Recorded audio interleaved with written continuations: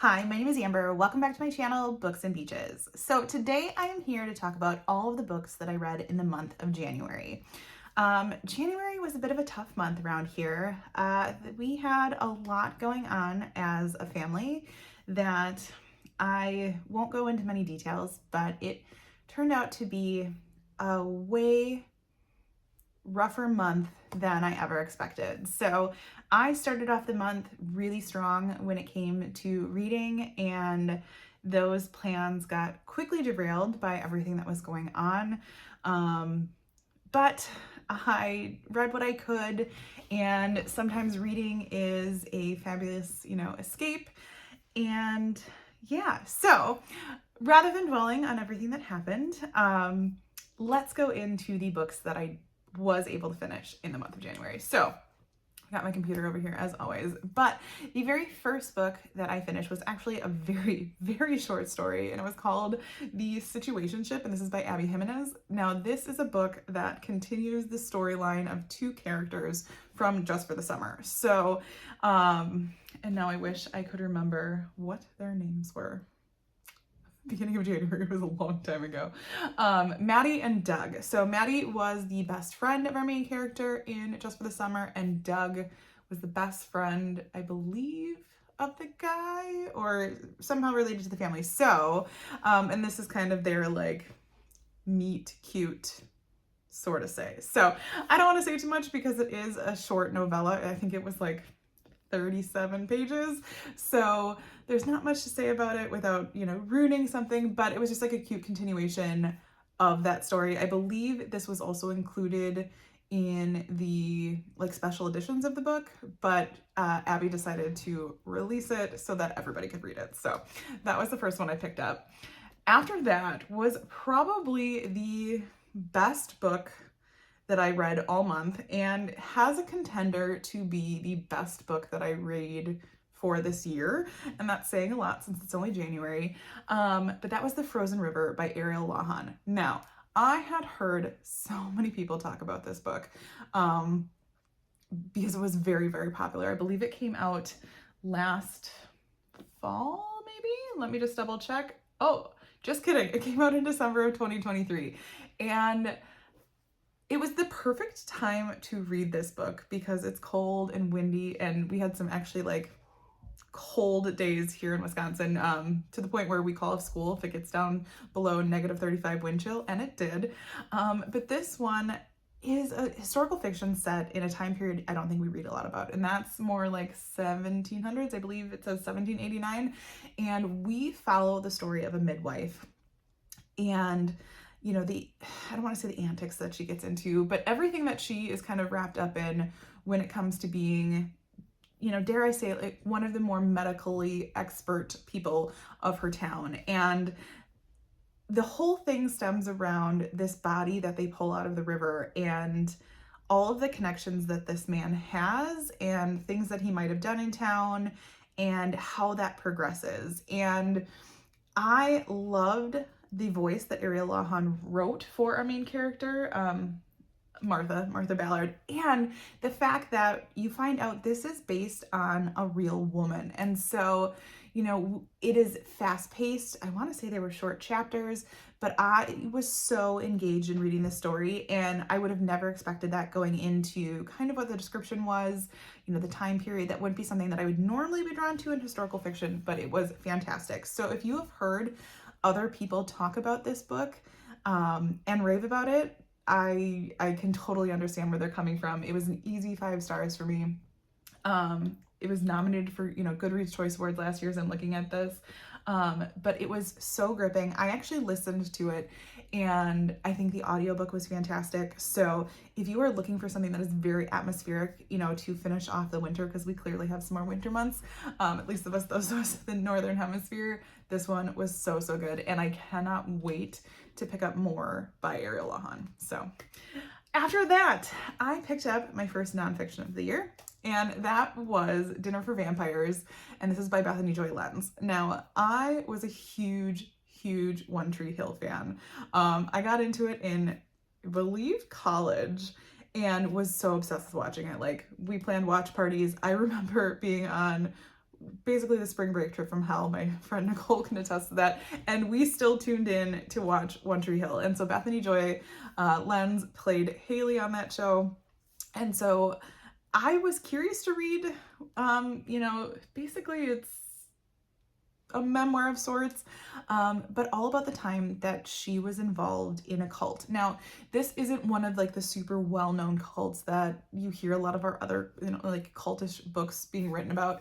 But to her, it was her whole life experience, and I had absolutely no idea. Like I was fully, into the whole One Tree Hill universe, but I would have had no idea that she was going through all of this. And it was really interesting, obviously, to get her perspective, because I can think of things that she's talking about, especially when she's filming the show, but like I can picture those times of when I was watching the show, but having absolutely no idea any of this was going on. And so it talks about, her time in New York, trying to get, different jobs, and then moving to California, and where she meets these people and thinking that she's just going to be part of, basically what's going to be a prayer group, and how easily she gets sucked in. And I think we automatically assume with a cult, you're like, how could you not see it? How could you not, understand what you were a part of? And being able to, and I actually listened to this one as well because she was the narrator, being able to hear her tell her story,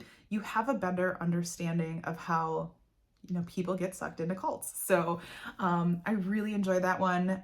It's hard to rate memoirs. I think I ended up giving it a 4, but I really enjoyed it. Was it perfect? No, but like I said, it's hard to rate memoirs, but it was something I really enjoyed. And if you have any interest in, seeing a firsthand perspective of a cult, or if you were a One Tree Hill fan, I think you'd really like this one. So there's that. After that, I picked up a book, a thriller actually, that a lot of people are talking about, and that is The Boyfriend by Frida McFadden. Now, I really enjoyed this one. It, in true Frida fashion, is quite the wild ride.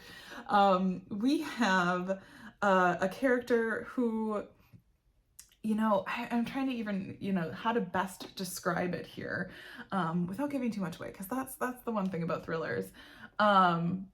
Oh yeah, so we have a woman who starts dating this guy, and she thinks he is like perfect. And, there's things that are going on, somebody that she's really close with ends up getting murdered, and she's, looking into, trying to figure out who did this, like, how was this person murdered? Like, she was close to them, like, what didn't she know? But she's like, oh, this guy that I'm dating is so perfect. And just the wild ride that Frida McFadden takes you on, like, I always forget how good her twists can be. And so I don't want to say too much about this one, because I think you just need to kind of go into it and take the ride that it is, because there were so many good twists. And this is so Frida, even in the last moments, I remember being like, what? Like, just, there's so much. And not necessarily that I think she gives you red herrings, but she's got you believing one thing, and then another, and you just don't know what to believe. And so I love a good Frida. Was it like perfect in my mind? No, I would go more, probably 4.5, but it's so hard because that's me being nitpicky. And I think because I'm not just using Goodreads to rate my books anymore this year, I am testing out a couple other programs, which I will talk more about in a later video. I am being a little bit more picky in those ratings, but this one was a really, really good ride. And I do think Frida is just so good at those popcorn thrillers. So there's that one. After that, I read a book that I had from NetGalley, but I have been terrible at reading my NetGalley books early, and this was No One Will Know, and this is by Rose Carlyle. Now, I read a book by Rose Carlyle, I want to say it was last year, maybe 2 years ago, and so I knew I liked her writing, and I knew that it was going to be a good mystery, and this one, doesn't disappoint either. I want to say I gave it a 3, and like a 3 is not bad, and even in my different program I might have rated it higher, but we have a woman who loses her boyfriend very, very early on in the story in a car crash. And so, but she finds out she's pregnant and is really struggling on what she's going to do. Her boyfriend's family like wants nothing to do with her. And so she comes across this woman that says, hey, like, I have a solution for you. I have this couple, you know, they're looking for a baby. You know, you could be the nanny. Like, this sounds perfect. You can come to their private island, you know, have the baby and then be there and raise the child with them, even though it's going to be legally their child, and, you know, they'll take care of you financially, et cetera, et cetera. And it sounds a little like too good to be true, but she takes them up on it and we go from there. Now, there are a lot of twists and turns in this one, just like I remember there being a lot of twists and turns in the other Rose Carlisle that I read. You know, characters that you're not going to necessarily trust, but she builds your trust in other characters, and it just takes you, for lack of a better term, on this ride. The really neat thing is this book was pretty atmospheric, where we are on, I believe, a remote island off of New Zealand. And so you get a lot of, because sailing is a big part of this book, so you get a lot of that. And so I could feel the different things that these characters were going through. But there, you know, there's some dark things happening too. So once again, with thriller, I don't want to tell you too much because I feel like that might give too much away, but it was a good read. I enjoyed it. And like I said, like 3.5 is not a bad rating from me, but just compared to like 2 of the other books I read in this month, that's where this one fell. And then last but certainly not least, I tackled Iron Flame, and that's by Rebecca Yarros. Now, it took me quite a long time to get through this one. One being I was listening to it because with fantasy and all of those names and all of the places, I need that audiobook to be able to get through that. And I knew it was being narrated by the same person that did Fourth Wing, and that's how I listened to Fourth Wing. And so I knew I wanted to continue that. The one regret I think I have with Iron Flame is that I didn't listen to it closer to reading Fourth Wing. I read Fourth Wing last February, but I thoroughly enjoyed the ride. This one is as close to 5 stars as I can. I enjoyed this one, I think, just as much as the other one. The only thing that I was hesitant about giving it 5 stars is I felt like it felt longer than Fourth Wing, but at the same time I had to step back and realize that was more so about what was going on in my day-to-day and in my life than probably the book, because it just took me so long to read it and get through it because of the different things going on. And so yeah, I don't want to say too much just in case you haven't read Fourth Wing, but it was great to be back in, you know, the land of Basgiath and all of the snarky dragons and, you know, the awesome, powerful character that people are turning into and just different relationships and whatnot. Now, could I do without some of the spicy scenes? Sure, but I just automatically know that's going to be part of these now. And I think I'm going to make a point of picking up Onyx Storm much sooner because my head is already in that world and still connected with that story. And so, yeah, so without saying too much, because like I said, it's book 2 and I don't want to give too much away, but I am sure most of you have heard about this story at some point, but all of these will be linked below just in case you want to know more. But so that one, technically I finished it just slightly at the beginning of February here, but since I read the majority of it in January, I am including it here. So those are all of the books that I read in the month of January. Let me know what you were reading or if there's anything that I should be picking up. The last thing that I want to do in this video is give a shout out to one of the best subscribers I ever had, and I apologize if I get a little emotional here. So one of the things that happened it was just at the end of January, beginning of February, is we lost my Uncle Steve, and he was probably one of the #1 supporters of my channel.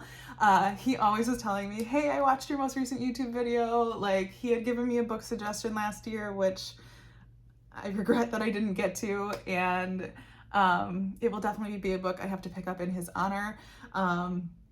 But I just want to make this tribute to him, knowing that he is no longer in pain, and just that I always felt so special that he took the time to be a part of my channel and watch my channel. So don't always mean to end it on, you know, such a sad note, but I felt it was important that I gave him, you know, the shout out that he deserved. So As always, if you like this video, feel free to like and subscribe, and I'll see you next time.